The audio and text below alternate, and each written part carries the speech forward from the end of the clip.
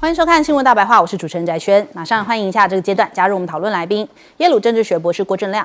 大家平安。田大时界文集。翟轩好，各位朋友大家好。政大国关中心兼任研究员严正声教授。主持人好，各位观众大家好。好。马上来关注一下哦，这个今天看到各大报都有讲到一个消息说，美国秘密特训最精锐的海豹部队特训了1年多，那是在为了一个秘密的任务。什么样的任务呢？这是《金融时报》的一个报道啊，就是2011年击毙盖达投资的这个宾拉登的美国海豹部队第6小队已经受训了1年多，那为着是说，如果中国大陆犯台的话，要出动来协助台湾。那问到这个消息就是国防部就讲说，国军会跟友盟国家来合作啦，共同来维护区域稳定。感觉上面好像赖政府要刻意营造说，哪怕跟中国大陆的关系不好啊，美国还是很支持我们他们现在还有海豹部队要为着我们去奋战呢，就是美国会出兵的意思啊，隐藏的一个潜台词是这样子但是我们来看看你要营造出来你跟美国的关系很好，其实对比一下马政府时期马政府时期其实跟大陆的关系也是非常的好，但是那时候仍然保持跟美军的互动甚至还有绿扁帽来台训练我们的反恐嘛，以及就是我们的空军这个战机的飞行员也去到这个陆客基地来做一些相关的训练。那你好像也不太需要一定要搞坏跟中国大陆的关系才能够跟美军有这样一些军事上的互动所以他就是要营造出来这个只有他的时期才有这样子美军的支持，这个感觉上面好像有点矛盾，就是你一定要搞坏跟大陆关系才行吗？那再来我们看一下大陆最新的一个画面人民海军的宣传片揭露出来福建舰海试的一个关键进度画面当中有穿着各式各样颜色并且印有弹射字样，那呈现出来这个一体集成式的弹射控制站的部分细节这些画面同时宣布说航母的舰载机起降已经达到了世界先例。那很多大陆网友看到说代表说这样的画面曝光应该已经不是最先进的技术了，通常最先进的技术还不会这样大大方方的公开出来那这样的画面展示出来可能也显示说对外让你们知道一下现在福建舰电磁弹射已经到了什么样的一个层级程度了。那目前在北京这边香山的峰会第11届北京的香山论坛开幕，这次呢其实为期3天，那包含了美国、俄罗斯、乌克兰、以色列等100多个国家跟地区都派了代表来出席。这次的论坛的参与人数跟层级也是历届最高，那还甚至有这个解放军的中将何雷跟美国示警他说不要在台湾问题上面存有幻想任何的侥幸心理在台湾问题上面，如果中美发生了误判，责任就是完全在你美方。那如果美国在幕后操控把各国推到前线，或者是自己最终走上前线，那么解放军不会永远有耐心的，中国将会粉碎任何外国敌对势力侵犯主权领土的行为，讲的是更加的强硬了那的确你看到最近中俄一直有这个相关的大洋2024 7天的演习，总共出动了9万名的士兵，400多艘的舰艇，还有125架的这个军机这也算是历来规模最大的一次。那普京也讲说，这是30年来首次在海上举行如此大规模的演习，冲的是谁呢？他们说，可能不是针对特定国家，因为他们几大洋通通都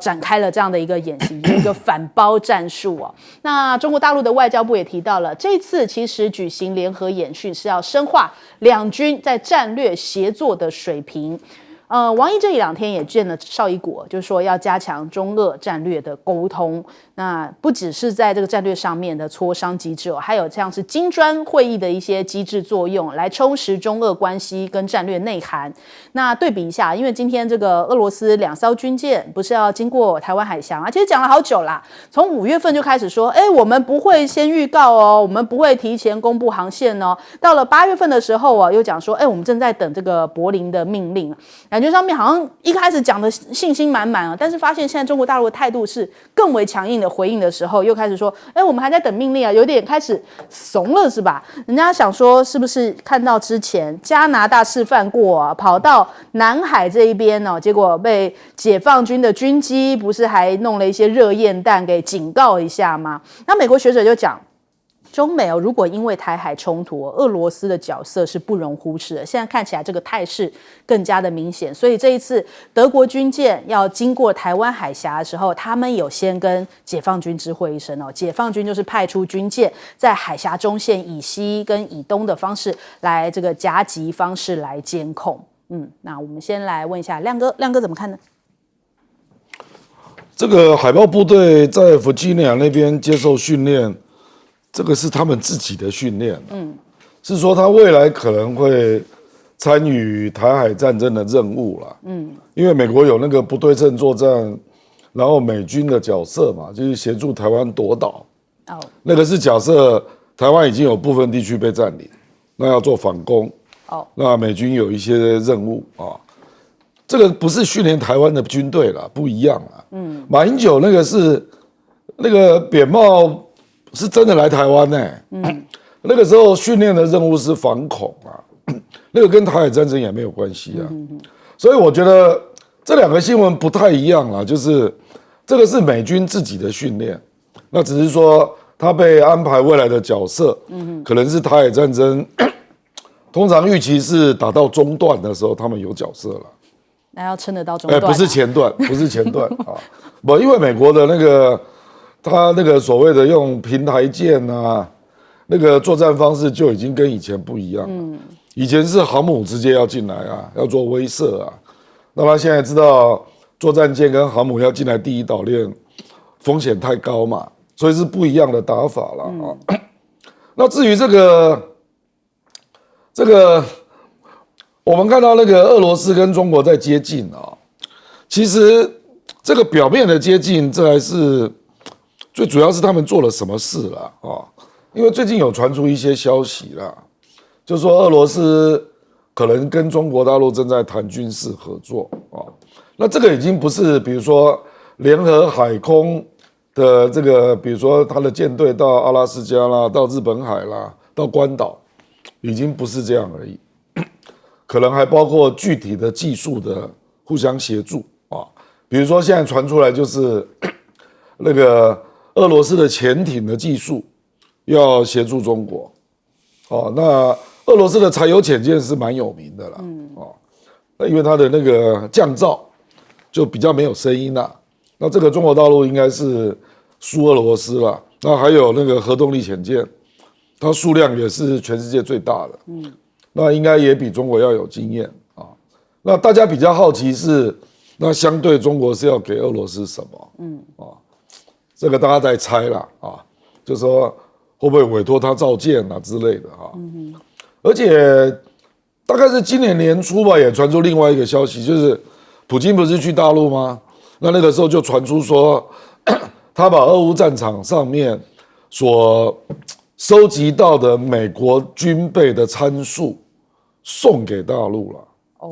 那个时候传出来的就是海马斯火箭系统。就是乌克兰有使用一些台湾也买的装备。那俄罗斯收集了参数啊。那另外一个可能是爱国者防空飞弹。如果这个是属实啊，那就蛮严重了。就是因为等于就是说，俄罗斯打乌克兰，然后以后中国大陆打台湾，那面对的美国武器是一样的。那这个对后续的影响就会比较大了啊。我认为中俄之间的合作，可能就是从战术战略面是全面在合作了。那要死不死，刚好赖清德去讲到爱魂条约嘛所以你也看到扎巴罗夫，我认为那个网军一定跟扎哈罗夫有关因为他就是外交部的发言人嘛。那我认为你也不要排除未来中俄的联合舰队会经过台湾海峡。因为他一定要到越南嘛，因为俄罗斯跟越南关系是很好的。所以我是觉得他一定会慢慢的从阿拉斯加啦，从日本海啦，那开始往南移动。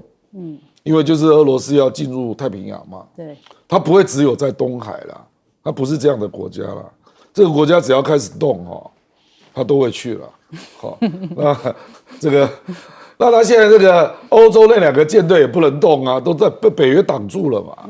波罗的海舰队、黑海舰队都没有办法动，所以他现在能够动的就是太平洋舰队啊。然后刚好美日联盟在升级嘛，所以刚好俄罗斯也跟中国变成中俄的联盟在对抗美日联盟。所以有好几个因素都让他们结合在一起了。好，我们来问一下谢老师。这次那个香山这个论坛啊，在北京举行。那北京一直都有主场，这个就是大陆事实上为了抗衡这个西方的所谓的这个慕尼黑会谈，跟这个在东方的亚洲的这个香格里拉会谈所以自创的一个香山论坛，也是谈军事安全的那今年来讲的话，美国参加的层级把它提升了。去年的时候，美国还在这个副部长的这个助理的这个阶段，副助理国防部长的这个帮办的身份，现在呢他提升了，也就是副助理国防部长，事实上已经是政务官了，他不是一个专业的职业的军官了，他是一个政务官，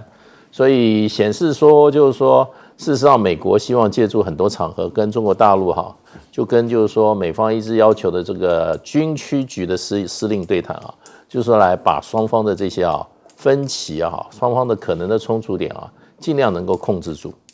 那相反的，反而去年上一届这个会议的时候，香山论坛的时候，那时候是绍伊古国防部长去，俄罗斯派的。可是今年呢，稍微降了一级，是首席副国防部长去。那原因呢，我的推测可能是因为正好这个俄罗斯本身也正在办一个这个在这个金砖这个组织之下的一个安全的论坛，也在莫斯科办。那这个会谈的时候，正好王毅也去了，所以这个两个时间上有一点重叠可能是俄罗斯今年派的是副部长，不过也有一个原因，就是说可能的就是说，其实乌克兰也派人去了，乌克兰派了他的第一副外长去了。所以这个场合是这个俄乌的高层官员都去参加，美国也参加，那以色列也有参加，对，那伊朗也有参加，所以呢，就是说这一个会谈在这个敏感的时期甚至交战双方的国家都派人去参加北京，可见呢，这个会议越来越受到重视。那会议的本身的主题，其实这一次的主题用的蛮有趣的，它叫共筑和平。共享未来，可见他强调的是一个军事上的一种和谐，军事上的一种合作，而不是强调冲突的。所以呢，这个是他在大陆主场，那大家就很会关切说，这个问题，这个会议会不会把台湾问题当作这个主要的讨论呢？其实完全没有。我们虽然提到说这个何雷中将，他都是在会外发言，谈到台湾问题的，对，并不是这一次会议的主调，因为这一次的等于说中方的大陆的主办方的最主要的这个等于说他是这场会议的这个主人这个董军，他的主旨演讲里面对台湾只字未提，可见呢，对于中国大陆来讲的话可能认为在这个场合里面台湾问题虽然是有外力的干涉可是还是他要展现这是中国内政的问题，不拿到这个自己主办的这种国际场合来谈。可是他今年6月的时候，董军在香格里拉的时候基本上对台湾问题谈的最多，几乎是他谈话的重点。所以这次会议就是说，大陆展现是一个主场的身份，所以他的整个的论点重点也放的不一样。好，来请教严老师。我想大家大概前2天都看过这个川普跟这个贺锦丽的辩论，大家都觉得说怎么台湾不见了只有提到一点，就是说晶片的时候，我感觉上美国跟好像有个默契，就是不讨论台湾了。就是在整个你看，我们每天在期待他会讨论辩论的时候会有党纲，稍微共和党的还不太提台湾，民主党的提了，但是基本上在包括媒体，我觉得是连媒体发问的这些都没有兴趣谈，那这个就表示美国跟大陆可能之间有个默契大陆也不想谈，美国也不想谈，就是这个议题真的不要谈。可是，在这一次的会外啊，就是我们看到这个复旦大学的教授这个吴兴博跟美国的这个前助理国务卿副助理国务卿他们的对话里头就谈到很多了。那我觉得我们可以看到有一点很清楚的，美国方面是认为说，当然大陆说指控说你根本已经脱离了原来的一些这个美中互动的一个基本的互信，在台湾议题上面，他说没有啊，我们还是讲，他说我们都没有变，就是台湾在变，就变成是美国在甩锅台湾，所以我觉得这个是我们必须要担心一点，就是真正如果说今天有一些矛盾的时候，美国是可以觉得说要把台湾当棋子就要当棋子，不当棋子的时候就是甩锅台湾。我觉得这个是我们必须要担心的。那而且在这个上面，那大陆人也说你讲的是这一套，对不对？就是美国人还用什么听其言观其行，大陆才觉得我听你言要观你的行，观察你的行为。你每次都讲这个一中政策，然后你每次都讲这个都是这个那个不会承认台湾独立啊。那问题是为什么你做的一些事情是不一样？所以我们从这个会议当中，当然这不是会议的主轴，但是我们看到他谈出来，这个在会外接受访问的时候谈出来，就知道我们台湾现在可能在美中关系里头是一个大家不想去谈的问题。那这个是我们自己可能不要把它想得太大了，因为我们每次都觉得说我们把台海问题弄了，把它放大，或者说不定国际社会就会重视我们。对不起，大家可能会觉得你是瘟疫，不想碰。好，我们先休息一下，广告之后马上回来。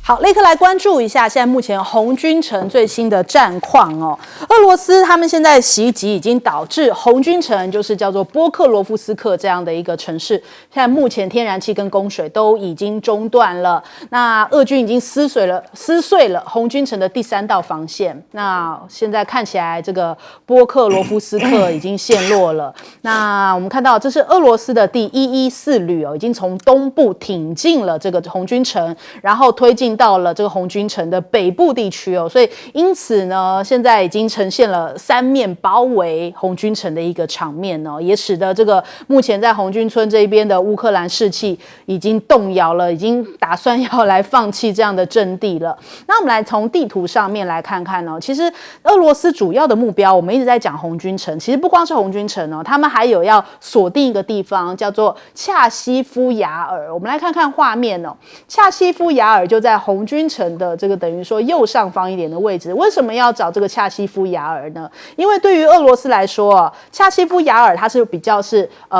地势比较高的地方，他未来要把恰西夫雅尔当作他的无人机的一个战略基地，然后未来可能就会从这边派出来往这个4面8方，比方说哈尔科夫往红军城或者是说再往更里面的地方，他是用一个战略高地来看待这样的一个他现在为什么要拿下恰西夫雅尔的一个原因那他现在目前为了要拿下这2个地方，红军城跟恰西夫雅尔，他攻击了几处，包含了这个托列茨克，还有这个库拉霍夫以及乌赫莱达尔这几个地方就是围绕着这个红军城的跟恰西夫雅尔的周遭，然后来进行围攻的一个态势。好，这是目前这个在红军城周遭的一个状况那另外库斯克的状况，我们也来关注一下，就是乌克兰打入俄罗斯的库斯克，现在目前看起来好像俄罗斯一波的反击，因为在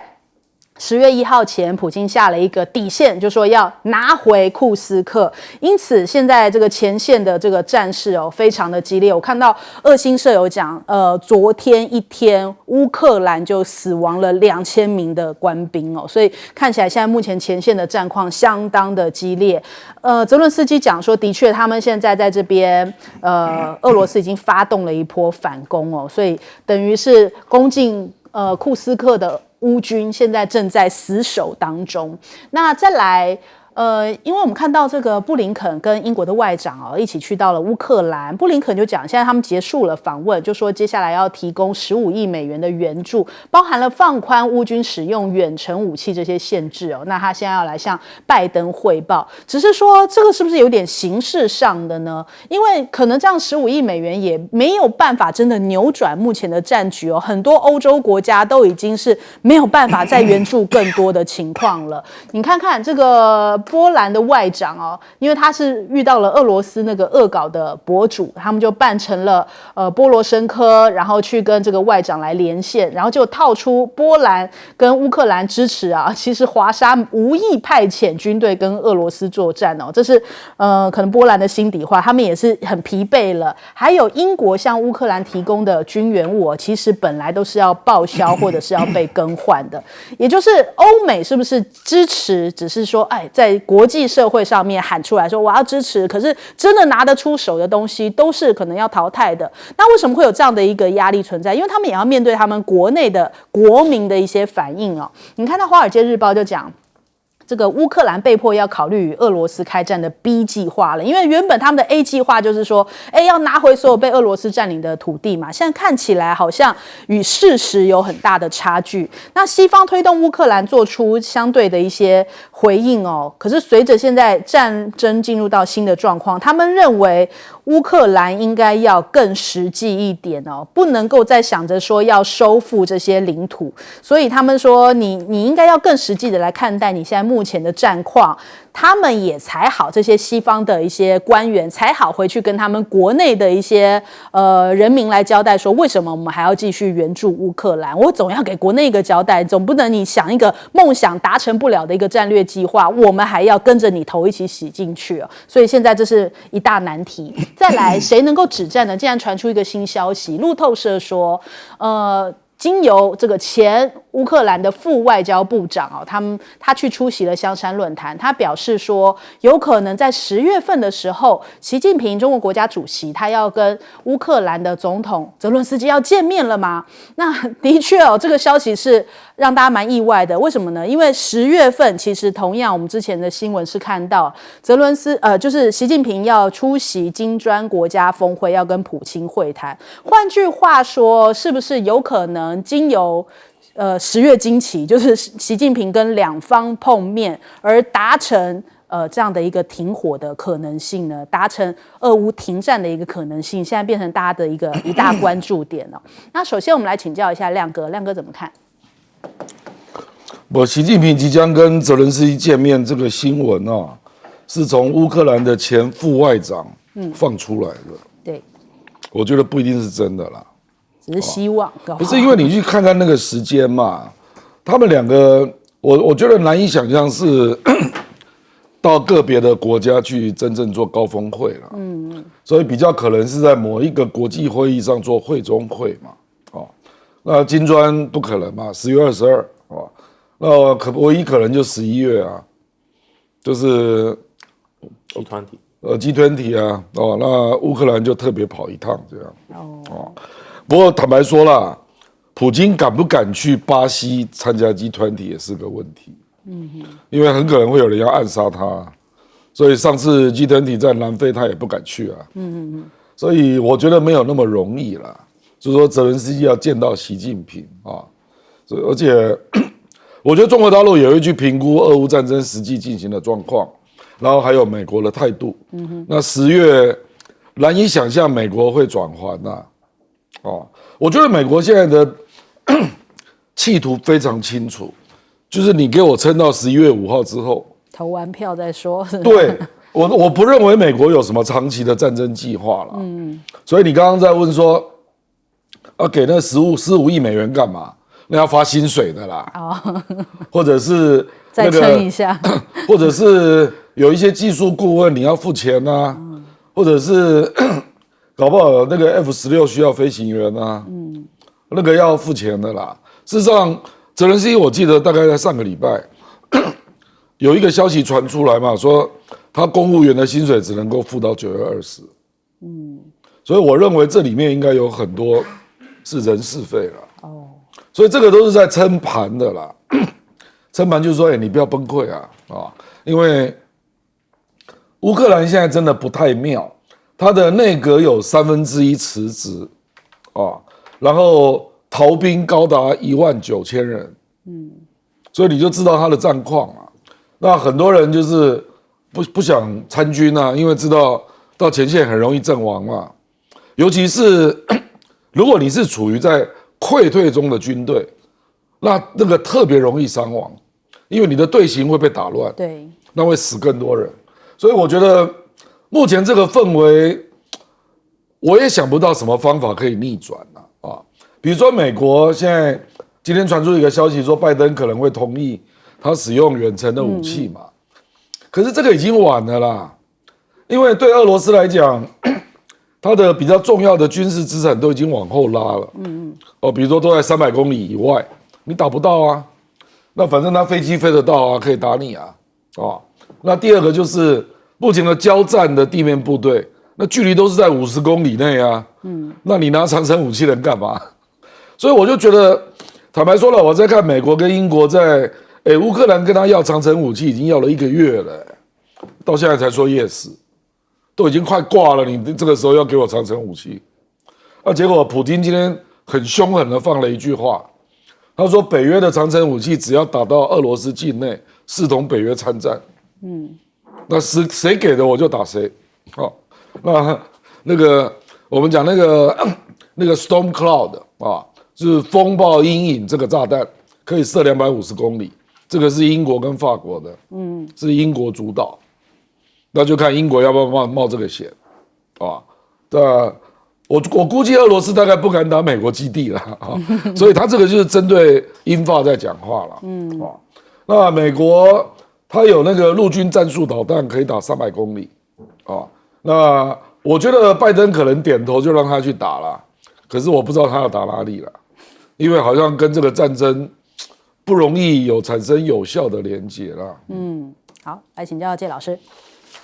其实你今天就是使用长程武器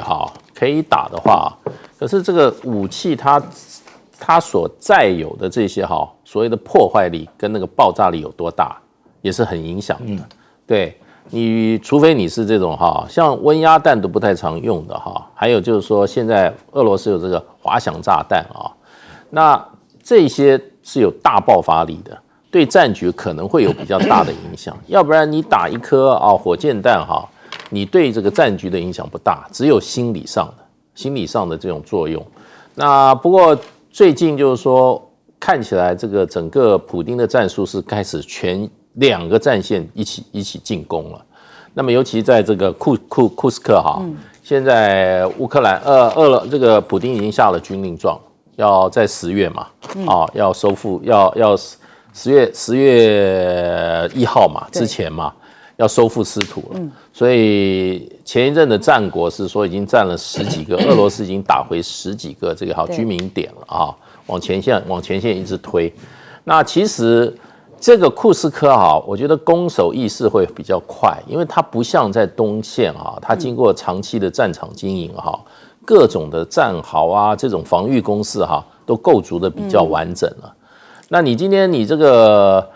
乌军打进库斯克也不过1个月都不到，他根本还没有时间做这种防御工事的构筑。那这个时候俄军打下来的话，他只要军力火力够强的话，你也很难挡得住。而且这个地方也没有什么这种可以作为战略固守的这些地形地物。而且他的居民都已经撤走了，居民撤走了。俄罗斯要炸的时候，其实他们没什么顾虑，了。所以就变成这个事实上现在变成不是易守难攻，而是易攻难守。而且你要守的话，那你就要怎么讲？你要不断的加兵力。所以呢，其实我倒是认为，就是说，以普丁他的战略，基本上他还是怎么样，有一点声东击西。库斯科打下去的话，让你现在库斯科的乌军你不但不能够把它怎么样抽调到东线来支援东线的这个吃紧的战事，你可能还要加强在这个库斯科的这个乌军的阵营了，你还要不断的增援。对，那俄军在打库斯科的时候，同时东线也是在加强，所以2线都在加强的时候，就让乌克兰感觉贝多利分。所以每一次我看到不管是这个有这个外交部长或者国防部长，尤其北约国家的，尤其是美国、英国这几个国家跑到这个基辅的时候通常都是乌克兰战事不利的时候，然后去了以后呢，去打气，马上就怎么样，给钱给枪，每次给钱给枪的时候，就表示这个战场战事对乌克兰不利，那就是我们因为。双方的军事给你打气一对下，双方的军事情报，大家都是用欺敌的，都是讲自己的捷报。可是我认为这个美国要宣布大量军援，美国又要给予大量的金援的时候就是乌克兰在战事对乌克兰不利的时候。我来补充一下，那个刚刚介老师有讲到说这个库斯克嘛，因为我看那个半岛的报道是讲说，像在库斯克这边主要在操兵的就是车臣那边的指挥官在帮他打这一块。那他昨天又大轰了这个后方，等于说两面包夹，轰了苏梅，等于说他现在用包夹战术，哪怕乌克兰援军要过来也过不来。苏梅已经在乌克兰。对，他是轰苏梅那一边，所以让你的援军是过不去库斯克的。我们来问一下严老师。我觉得今天看这个俄乌战争的情况当然美国的态度是非常的重要。那我们也看到，拜登虽然他已经不选总统，可他好像是希望留下一些什么政治遗产。那特别是在乌克兰这个议题上面，他是绝对不会退让。所以贺锦丽虽然大家有人怀疑他可能不完全会走这个拜登的路线，可至少在拜登明年1月20号下台之前，我觉得美国会挺乌克兰，不断的挺那至于刚刚亮哥讲说，会不会大选之后就出现变化？如果大选是川普赢的话，按照川普讲，他说我在就职之前我就把他处理了，那他就讲了很大的话嘛。那事实上，我觉得泽伦斯基跟这个普丁都在看，就是你美国到底你选举结果往哪个方向走？可是现在看起来，拜登可能是对泽伦斯基最好的。那贺锦丽不一定，所以我觉得泽伦斯基一定要去把这个放在他的这个考量的这个计算当中，就是说，万一今天即使是贺锦丽上来不是川普，可是你也可能拿不到很多东西，你现在能拿什么就拿什么，然后有可能你要想，万一是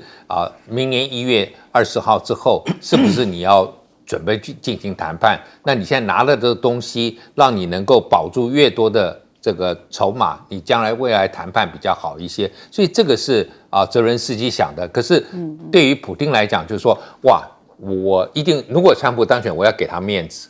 那一定会有愿意走上谈判桌。那同样，贺锦丽上来，他觉得是一个新的人，我也给他一个面子。但如果真的是这样，他也希望我能够抢到更多，然后到最后说，好，我这边让了，我还给你了，还给你了。那这个情况之下，对美国来讲可以交代啊。他说，你看，本来俄罗斯占领了那么多现在谈判的结果还可以归还一些土地给乌克兰，所以大家都希望能够先有些突破。我觉得这个走向谈判桌，过去我们看在伊拉克的时候，小布希说要谈判了。要取得和平的时候，第一件事情要撤军之前第一个事情是先叫做 search， 先再攻一次美国对跟越南也是先再炸一次，炸越多的时候，他觉得我谈判的空间会越多所以我觉得这个大概是现在双方的一个考量。但是泽伦斯基真的还蛮辛苦，就是看起来他算是孤立无援了。现在虽然这个其他国家欧洲的国家愿意提供一些东西，但是大家都还是不愿意冒这个险，说你今天提供太多东西，包括刚才我们讲的这个长城的东西。乌克兰跟俄罗斯，其实乌克兰要这个长城没有意义，就好像南韩碰到北韩的时候，南韩根本不怕这个北韩用核武攻击，什么长城飞弹，他担心的是马上就跨过这个板门店这个我们讲的这个停火线那这个才是最近距离，根本不需要用到什么长城中程的飞弹，北韩根本不需要。如果他要进攻南韩，同样大家也会觉得乌克兰没有这个必要。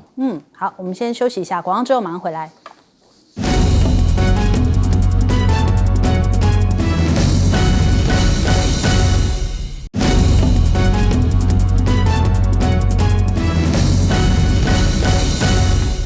好，马上来关注一下，现在手机市场是不是真的在大洗牌哦？过去我们都讲说，好像手机的三王就是在美国制裁华为之前，就是华为、苹果、三星嘛。那现在整个大洗牌之后，华为重新站起来，甚至威胁到了苹果。在我们在关注华为跟苹果之间的时候，结果倒下的是谁？是三星，怎么回事呢？我们来看看黄仁勋其实之前在讲说，那个他要用晶片除了台积电之外，他也可以用三星啊。那他其实也没有直接讲三星啊，是当时韩国媒体解读说，用台积电以外的公司可以用三星嘛。那时候应声上涨了股价好像带动一波这个利多行情。那结果没想到还没有等到这个春燕来，三星先垮了。三星怎么个垮法？全球裁员30%，哇！这个消息震撼各界有8万名的员工可能要因此丢掉了饭碗，然后甚至这个消息冲上了头条热榜，这个今日头条的第8名。那我们看看这个三星过去可是叱咤风云那时候在台湾来说的话，不论是手机啊、电视啊、晶片，每次三星的发表会，大家都觉得说是一个很重大的发表。但是曾几何时，三星已经变得好像少了创新，然后品牌力好像吸引力也有一点掉落。所以呢，在全球都有这样的一个现象。在印度呢，有25000名的员工呢，他们就是因为呢，接下来印媒也报道了嘛，要裁减200多名的这个主管所以现在最终裁减的人数可能还不止现在目前报道看到的，可能还会再往上升。那印度这边的工人，他们就连日发动了大罢工。他们这个今日印度的报道将要举行无限期的罢工对于这个三星工厂，现在已经开始出现了停产状况。三星集团在市值来说的话，已经蒸发了130兆的韩元，那相当于是15兆的新台币非常的可观。所以三星怎么办嘞？现在好像很多人也开始不太喜欢用三星的手机了。人家有些人觉得说，在 S7 事件之后呢，觉得好像容易电池爆炸什么的，就已经有重创一波信心了。但是在创新度来说，虽然三星好像也有推出这样子的一个3折叠，但是人家又说，折叠的地方有痕迹，跟华为比起来，好像就是有一个程度上的落差。华为这次的 Mate X7是使用麒麟晶片嘛？现在陆媒是在猜测可能是跟 Pura 70 Pro 搭载的麒麟1090超频版晶片是一样的。BBC 也在注意就说难道现在华为已经突破了美国的制裁了吗？他们的技术已经突破了吗？很多华为的粉丝都乐观的认为中国大陆的半导体在这个智慧型手机的使用上面，应该已经突破这几年美国的制裁限制。换句话说，紧箍咒已经失效了，这个华为已经破茧而出了。那还有人拿着这个华为门市的体验机跑去抢票，还抢到了周杰伦演唱会的门票他还分享给大家南京站他已经买下来了。人家讲说，难道是打开新思路？原来用华为抢票还抢得比较快吗？人家讲说，那以后过年抢票也要去华为来抢票那所以现在华为做出了它的新的成绩，人家就是看到当初很多国际上面可能欧美国家说，我绝对不要用华为，但是他们现在用产品力已经吸引你，好像不得不去买这样的产品来使用。我们来听听看任正非的说法。我们国家最终我们有很多东西他非买不可好，但是我一定会卖给他们的，我们不会去计较他曾经拒绝过我们。但是现在有的人把华为当成对手。这是比赛你做得好不好，你做得好了以后不会没人买的，你不要担忧，我从来没担心这个事。这个全世界只有华为能做到，除了买它还有啥本呢？对，但是呢，这一次你看到这个，他几年前的话已经在现在应验出来，越来越多国家想要使用最新的华为这样技术的手机但是呢，大家好像没那么想要用苹果的 iPhone 16了。为什么呢？本来是以为有这个 Apple Intelligence 可以提振一下这样的一个销量，但是没想到你做不出来，然后很多地方用不了，而且还 bug 非常的多所以看起来好像没有办法变成一个救世主来提振这个苹果现在目前的一个销售量原本大家都期待说，是不是接下来市值要挑战4兆美元？可是因为这样的一个 AI 技术没有到位，甚至还输给对手，现在又产生了一些些变数哦。那我们有调研看到了说 ，iPhone 的新功能没有办法吸引消费者。那现在消费者换 iPhone 的动机到底是什么？就是他原本的 iPhone 到底旧不旧？比方说他已经用了很多代之前的，比方说还在用 10， 或者还在用这11、12，那很久远以前，然后也不堪用了，用了5、6年以上的，可能才会是最主要的换 iPhone 的族群哦。那首先我们来请教一下亮哥怎么看？你讲这样就太残忍了啦，因为周遭都是这种，应该说12、13大概就有机会换，不然他就完蛋了。可是 10 还有人在用呢，周对啦，遭还有人我知道了，我事实上是用 i12啊，以前啊，现在已经不用了。那个 iPhone 的问题就在于它要出16的时候，有人就说啊，15继续用吧，i16又没不那个 i 它要出 i15的时候，人家就说等16。对，那现在出16，人家说等17。有些人说你回去买15，我就给他感觉就是15、16、17突破感没有那么大了。它这个16比较明显的是照相按钮，照相的有一些改变啦。其他坦白讲，到现在你人工智慧还弄不进去啊，实在太糟糕了。其实连15也只是 Type C 的插头这个转变。我知道啊，所以就卖得不好啊，15是卖得不好，而且它的中国市场的市占率一直在下降，现在大概被踢出前3哦。对，我说 Apple 了，对，前5都没有了。对，那我觉得这个叫做什么？这个叫做第一名的堕落了，就你长期做第一名嘛。我觉得跟 iPhone 最像的就是特斯拉了，就人家你去看华为从去年的这个我们说那个 Mate 60 Pro， 然后到现在，它已经经过了 Pro 60、Pro 70，然后现在又到了这个3折机，它在不到1年半的时间出了4只手机耶，而且各有特长哎，所以人家比你认真啊，就是这样啊，简单讲就是这样啊，就跟你那个特斯拉一样，你特斯拉的新型的车到底改善了多少？那你面对的中国那是铺天盖地，内卷、价格下降，然后各种人工智能平台，然后续航力不断的上升。我觉得这个是最可以类比的2个霸主啦。就本来手机跟电动车，美国都是霸主嘛，可是这2个霸主实在是太不努力了。就觉得说我只要做个小小的更动，我又可以再卖一轮。哪有那么好过的啊？你以为消费者都是笨蛋啊？对不对啊？那苹果到了现在，永远1年只出这么一支，那就要给他卖遍所有的领域，哪有这种事啊？对不对？就是你也没有对折机，更不要讲3折了，或者特别针对照相的机，就人家都有那种根据不同功能的不同的机出来了，你就是永远都只有一支，那你是谁啊？说早年你如果还有技术的明显领先，大家还可以忍受啦。可是到了 i15、i16 之后，我觉得人家不买账了。好，来请教介老师。当然，就是说三星它这个是一个大的财团哈，它的这个产品涵盖面非常广啊，家电，像在印度这几次的这个罢工的都是它的家电产品，就是说洗衣机啊。或者说这个家电的这种这些三星的产品，那是造成它蛮大的问题的啊。那个印度是这个工厂管理是一大问题，我们台湾在印度投资的厂也是员工罢工，然后呢，他员工的种族太复杂了，你也要找对不对的中间的干部去领导的时候啊，那个工厂会混乱。所以在印度绝对不是很好经营工厂的，很多都撤厂了，很多都撤厂。那可是呢，三星最厉害当然还是它手机啦。三星手机很多都还是市占率第一，全世界。比如说这个今年的第一季出来，三星的手机还是市占率第一，20%，全球的20.8%。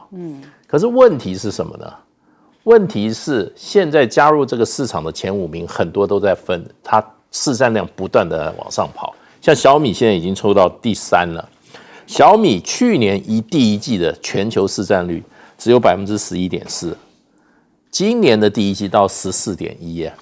全球市占率所以事实上，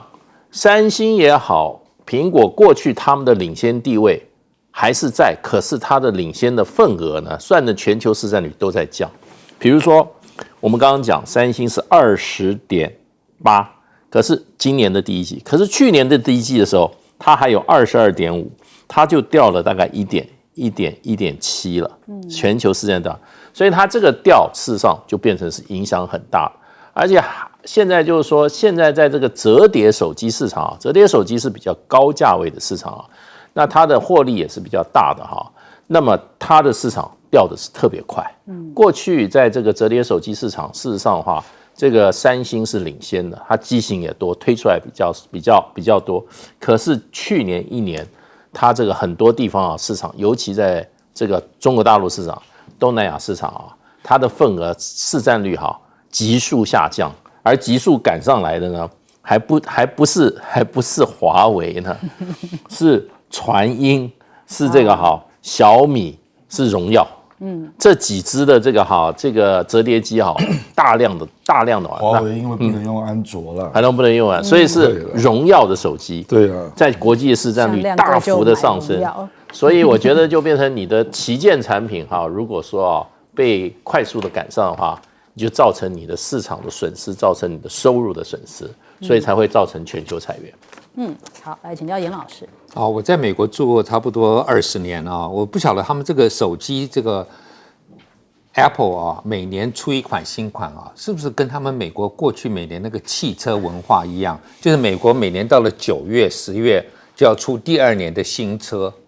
然后就是同样一个牌子，同样挂东西，然后呢，你一看新车跟前一年有什么不同？灯，今年是3个后灯，明年是4个后灯。就改善的不多，但他每年一定要就说我有一个新款那有的时候隔几年才会有个大的变动。我不知道是不是这一种习惯让这个苹果就是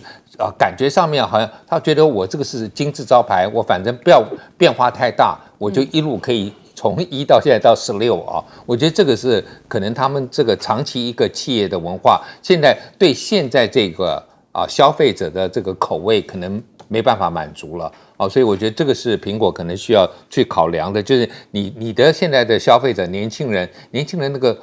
我们不要讲说餐厅翻桌率，年轻人翻手机的率也非常的快了所以你有人等不到1年的所以我觉得这个是苹果必须要面对的。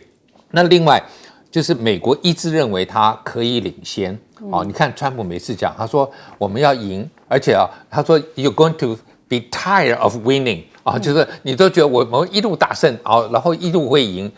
这一次贺锦丽在辩论当中也讲到说，我们一定要赢，而且我们会赢但是就表示说美国还是希望能够要竞争，可是如果你的企业文化不改变的话，我觉得是很难的。那尤其像川普，对不对？像在辩论当中，连美国的晶片卖到大陆他都不知道，还说我们现在已经不生产晶片了就是所以我觉得美国的领导人要去思考，就是你们像川普这种又是这么支持企业的，那你为什么不好好支持企业？